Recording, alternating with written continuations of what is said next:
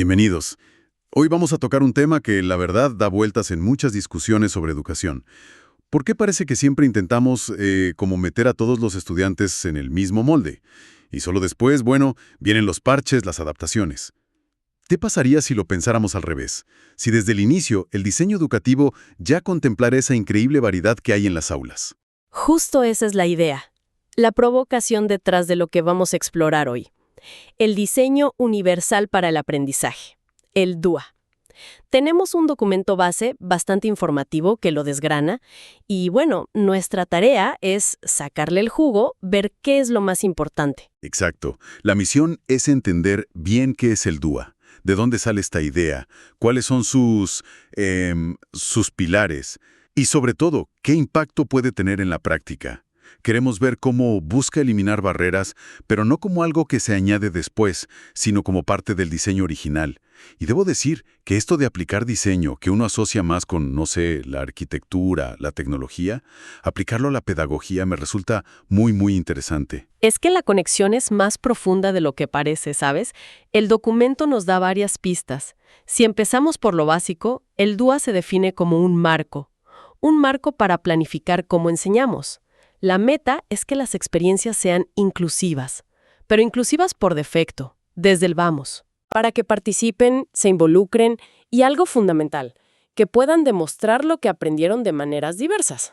Entiendo la idea general, pero ¿de dónde viene? ¿Es algo muy nuevo? No tan nuevo, pero sí que ha tomado mucho impulso últimamente. El material dice que lo desarrolló principalmente el CAST, el Center for Applied Special Technology. Esto fue ya en los años 90. Ah, mira, tiene su tiempo entonces. Sí, y la motivación original era muy clara. Veían que los currículos eran muy rígidos, demasiado. Dejaban afuera o complicaban el aprendizaje para muchos chicos. Entonces querían crear materiales, métodos que fueran más accesibles, más equitativos desde el diseño. O sea que nació de una necesidad bien concreta de inclusión real. Correcto. Y algo interesante que resalta el documento es cómo ha ido ganando terreno. Se ha ido adoptando en políticas educativas en varios lugares. Eso te dice que responde a un desafío que se reconoce en muchos lados. Pero volviendo a lo que decías del diseño, la inspiración en la arquitectura es clave, y el documento lo menciona. Claro, la idea del diseño universal, en edificios, ¿no? Las rampas, las puertas más anchas, eso. Exactamente eso, ese concepto, que busca crear espacios físicos que sirvan para la mayor cantidad de gente posible, sin necesidad de adaptaciones especiales después. Esa es la analogía central. El DUA toma esa filosofía y la lleva al aprendizaje. Se pregunta, ¿cómo diseñamos las clases, los materiales, las evaluaciones, todo el entorno de aprendizaje para que funcione para la gama más amplia de estudiantes? Desde el principio. Es como, en lugar de construir la escalera y luego ver, uy, necesitamos una rampa, pensar en una solución que sirva para todos desde que pones el primer ladrillo, ¿no? Precisamente. Y aquí es donde el DUA se conecta con algo todavía más profundo que la arquitectura, la neurociencia.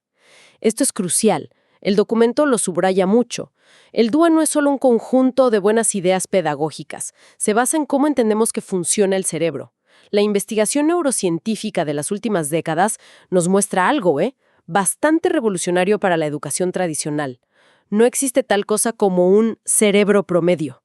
No hay un estudiante típico. Eso sí que cambia las cosas, porque gran parte de la educación parece diseñada justo para ese estudiante imaginario, el promedio. Totalmente. Y ahí está una de las ideas más potentes del material que estamos viendo. La neurociencia confirma que la variabilidad es la norma. Cada cerebro es una red única con sus fortalezas, sus desafíos, sus formas preferidas de procesar la información. Lo que hace el DUA es tomar esta realidad científica como punto de partida. En lugar de ignorar esa variabilidad o verla como un problema a corregir, la abraza, diseña para esa variabilidad. Entonces, el DUA no es tanto para ayudar a algunos estudiantes en particular, sino que es una respuesta a cómo aprendemos todos, que es de manera diferente. Exactamente. Es un cambio de enfoque fundamental. Pasamos de un modelo que busca déficits en el estudiante cuando no encaja a un modelo que cuestiona el diseño del entorno mismo. La pregunta ya no es ¿qué le pasa a este estudiante? La pregunta pasa a ser ¿qué barreras hay en esta clase, en este material, en esta evaluación, que impiden que este estudiante y quizás otros aprendan y demuestren lo que saben? Entiendo. Y luego, claro, ¿cómo podemos quitar esas barreras desde el diseño? Suena mucho más constructivo, la verdad, y más respetuoso con la diversidad humana.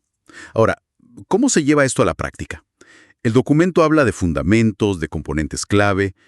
Aquí es donde la cosa se pone concreta, imagino. Así es. Aquí aterrizamos. El marco DUA, según nos explica el material, se organiza alrededor de 3 principios fundamentales, todos basados en esa idea de ofrecer múltiples formas. Son como las guías de diseño para crear esos entornos flexibles de los que hablábamos. Vale, perfecto. Vamos uno por uno. ¿Cuál sería el primer principio? El primero es proporcionar múltiples formas de representación. El objetivo aquí es bastante claro. Asegurar que la información clave, lo esencial, sea perceptible y comprensible para todos, sin importar sus habilidades para percibir, o su idioma, o sus conocimientos previos. Se centra en cómo presentamos la información. ¿Y cómo se hace eso en la práctica? ¿Qué ejemplos da el material? Bueno, el documento es bastante rico ahí. No se trata solo de usar texto escrito. Para nada. Es ofrecer la misma información clave en formatos variados.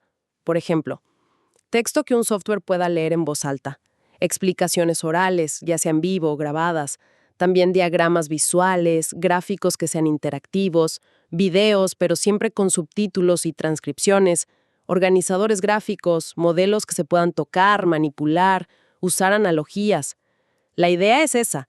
Si alguien tiene dificultad con un texto muy denso, quizás un esquema visual le ayuda a captar la idea. Claro. O si alguien procesa mejor escuchando, pues que tenga la opción de escuchar el contenido. Entiendo. No es dar más información, sino la misma información esencial, pero por distintos canales o formatos. Y el beneficio directo de esto, más allá de que entiendan al principio, Ahí conectamos directo con los beneficios que menciona el documento. Al dar múltiples representaciones, no solo es más probable que todos comprendan, también aumentas la motivación, la participación. Si un estudiante siente que puede acceder a la info, que la entiende, es mucho más probable que se enganche. Y además, empiezas a reducir la necesidad de ajustes posteriores porque ya ofreciste alternativas desde el inicio. tiene toda la lógica. Si el diseño ya piensa en distintas formas de percibir, necesitas menos parches individuales después. Bien, pasemos al segundo principio. El segundo es ofrecer múltiples formas de acción y expresión. Este se enfoca en cómo los estudiantes interactúan con el material y, sobre todo, cómo demuestran lo que aprendieron. Esto toca la evaluación y la participación activa, que muchas veces se pide a todos demostrar lo que saben igualito, ¿no? Un examen escrito, un ensayo.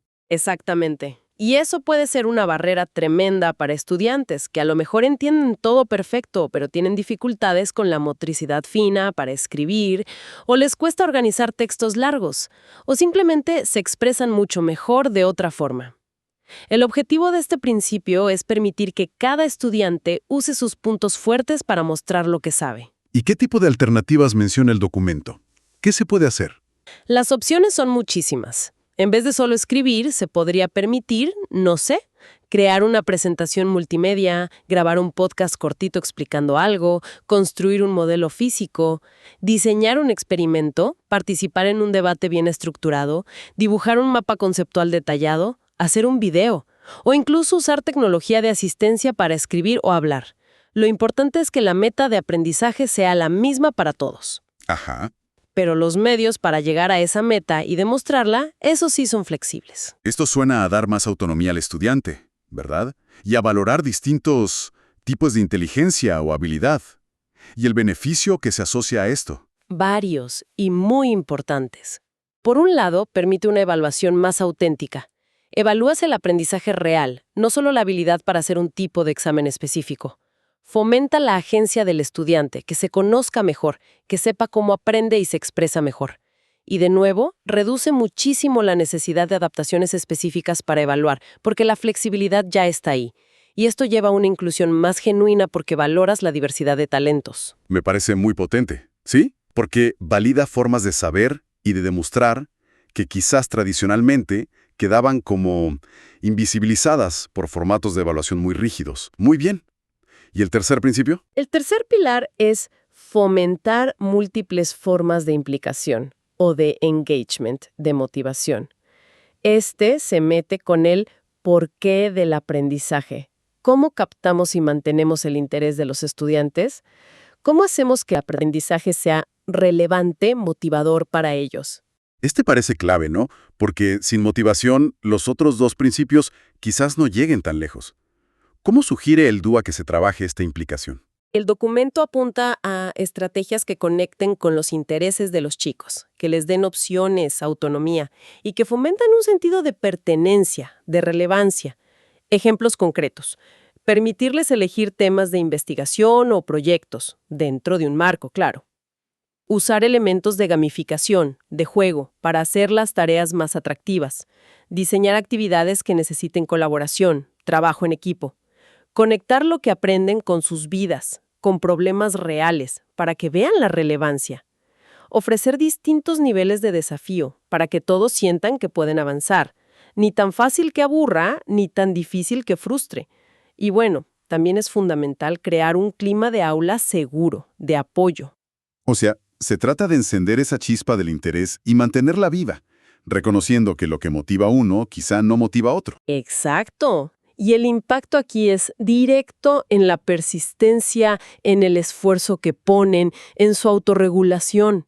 Cuando alguien está realmente implicado, metido en el tema, está dispuesto a invertir más energía, a superar obstáculos.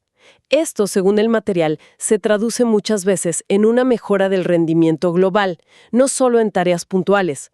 La motivación es como el combustible del aprendizaje profundo. Queda muy claro cómo estos tres principios, representación, acción, expresión e implicación, forman como un sistema, ¿no? Están interconectados, no son ideas sueltas. Absolutamente. Y lo interesante que el documento deja ver es cómo se alimentan entre sí. Si ofreces información clara y variada, representación, eso puede aumentar la confianza y la motivación, implicación. Si permites que usen sus fortalezas para expresarse, acción y expresión, se pueden sentir más competentes y, por lo tanto, más implicados. Claro. Y un estudiante implicado, pues, estará más dispuesto a esforzarse para entender representaciones complejas o probar nuevas formas de expresarse. Todo funciona junto. Entonces, si tuviéramos que resumir los beneficios generales que promete este enfoque DUA, según lo que hemos visto en el material, ¿cuáles serían? El documento los agrupa de forma bastante clara. Y ahora vemos de dónde salen, ¿no? Primero, y creo que es lo fundamental, la inclusión está integrada en el diseño. No es un parche, se piensa en la diversidad como la norma desde el principio. Segundo, se ve una mayor motivación y participación en general, porque el aprendizaje se vuelve más accesible, más relevante, más empoderador. Tercero, hay una reducción importante de la necesidad de ajustes y adaptaciones posteriores, lo cual es más eficiente y menos estigmatizante también. Y cuarto, como resultado de todo esto, se tiende a una mejora del rendimiento académico global y del desarrollo de habilidades para todos los estudiantes. Y aquí vuelvo a la analogía de la rampa que mencionaste antes, que se pensó originalmente para usuarios de sillas de ruedas, pero al final beneficia a padres con cochecitos, a repartidores con carritos, a gente con una lesión temporal. El diseño universal al final mejora la experiencia para muchos más de los que se pensó al inicio. Esa es exactamente la filosofía. El DUA llega a eso a la educación. No es solo accesibilidad para algunos, es crear un mejor diseño de aprendizaje para todos. Es una mejora, digamos, cualitativa de la experiencia educativa en sí, haciéndola potencialmente más rica, más flexible, más significativa. La verdad es que presenta un panorama muy distinto al enfoque más tradicional. Supone un esfuerzo consciente al planificar, me imagino, pero con la promesa de un entorno más eficaz y más justo a largo plazo. Sin duda, requiere un cambio de mentalidad y una planificación intencionada. No es solo aplicar un par de técnicas sueltas, es adoptar una filosofía de diseño centrada en el usuario, que en este caso es el estudiante diverso. Implica conocer a los estudiantes, anticipar posibles barreras y ser creativo al ofrecer opciones, flexibilidad, pero siempre dentro de una estructura clara de objetivos de aprendizaje. Es un enfoque proactivo, no reactivo. Esa es la palabra clave, proactivo. El DOA busca anticipar la diversidad y diseñar para ella, en lugar de reaccionar cuando ya surgió el problema de ajuste. Se basa, como dijimos, en la neurociencia que nos dice que la diversidad es la regla y aplica principios de diseño universal para responder a esa realidad de forma efectiva y respetuosa. Entonces, el mensaje central que sacamos de este análisis del documento es potente. El diseño universal para el aprendizaje no es una metodología solo para educación especial, ni un conjunto de adaptaciones para unos pocos. Es un marco para repensar y mejorar cómo diseñamos toda la experiencia de aprendizaje, para que sea, desde su base, más inclusiva, flexible y motivadora para la totalidad del alumnado. Precisamente. Busca optimizar el aprendizaje para todos, reconociendo y valorando la variabilidad individual como una constante, como algo normal y valioso. Y esto nos deja con una reflexión final, ¿no? Una idea para seguir pensando. Si estos principios del DUA, la flexibilidad, ofrecer múltiples vías, diseñar pensando en la diversidad de necesidades y fortalezas, son tan potentes en la educación. Plantea una pregunta interesante sobre si se pueden aplicar más allá, ¿verdad? Exacto. ¿Cómo podríamos aplicar una lógica parecida, un diseño universal, en otros ámbitos de la vida? Pensemos, por ejemplo, en cómo diseñamos los entornos de trabajo, para que de verdad potencien el talento diverso que existe. O cómo estructuramos los servicios públicos para que sean realmente accesibles y eficaces para toda la ciudadanía, con sus distintas necesidades. Incluso, en esta época de tanta información, ¿cómo podríamos aplicar principios de diseño universal a cómo se crea y se comparte la información, para que sea más comprensible y útil para una audiencia más amplia? ¿Estamos realmente diseñando nuestras interacciones, nuestros sistemas sociales, pensando en la diversidad desde el inicio? Es una extrapolación muy válida. El DUA nos invita a mirar cualquier sistema, en realidad, con esa lente de la inclusión proactiva, del diseño centrado en la diversidad de quienes lo usan. Sin duda, algo en qué pensar.